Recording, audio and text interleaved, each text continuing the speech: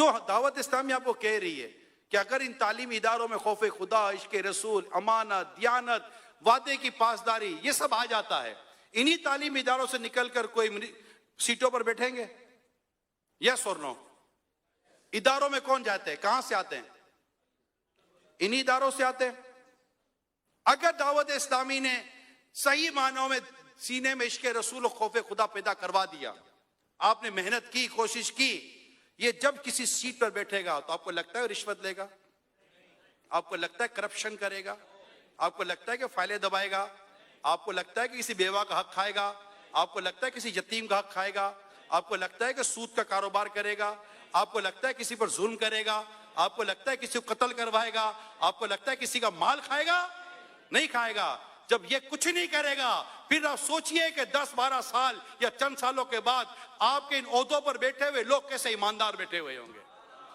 ये सैकड़ों हजारों लोग अगर ईमानदारी के साथ बैठ गए तो सोचिए करोड़ों मुसलमानों का भला कितना होगा।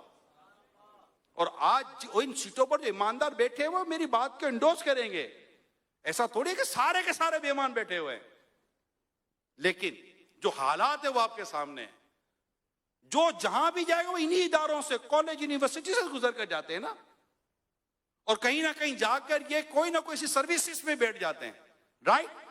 अब अगर इनके जहनों के अंदर ईमानदारी और खौफ खुदा और आखिरत का खौफ होगा, यार ये कैसे जुल्म करेगा, कैसे बददियानती करेगा?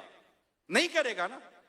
डेफिनेट जब ये इदारों में मौजूद अफराद की इस तरह तरबियत होगी, शराब बिक सकती है, नशा बिक सकता है, जुए का अड्डा चल सकता है, मेरी कोई जवान बेटी, मेरी कोई जवान बहन कंवारी मां बन सकती है। क्या हमारे इस माशरे के अंदर कूड़े के ढेर पर क्या छोटे छोटे बच्चे मिलेंगे जिन्हें कुत्ते और बिल्लियां नोच रहे होंगे? जब ये सारे अपनी जिम्मेदारियां पूरी करेंगे तो क्या हमारे यहां कसूर जैसे वाकयात होंगे? क्या ज़ैनब जैसी बच्ची के वाकयात होंगे? मीडिया भूल गया होगा मगर इमरान अत्तारी नहीं भूला, दावत इस्लामी नहीं भूली है। हम नहीं भूलते ये चीजें, क्योंकि प्रॉब्लम ये है कि हम सिर्फ पत्तों पर पानी डाल रहे हैं, जड़ों पर पानी नहीं डाल रहे। जड़ों पर हमारे यहाँ केस होगा, हफ्ता 10 दिन शोर होगा, नया केस होगा, हफ्ता 10 दिन शोर होगा। रूट कोर्स पर जाएं, बेहयाई, बेशर्मी, बेगैरती को खत्म करके इस्लाम और दीन की प्रॉपर तालीम आम होगी तो ये कसूर जैसे वाकयात नहीं होंगे। ये कसूर जैसे वाकयात में किसका कसूर है?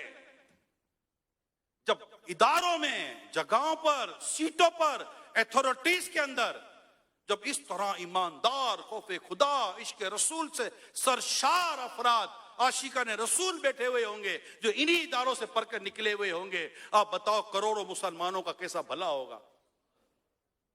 कैसा भला होगा? क्या आपको लगता नहीं है यार इन इदारों में काम करना चाहिए, दावत इस्लामी का पैगाम पहुंचाना चाहिए, इन्हें इज्तिमा में लाना चाहिए? दावत इस्लामी के 12 दीनी काम क्या हैं?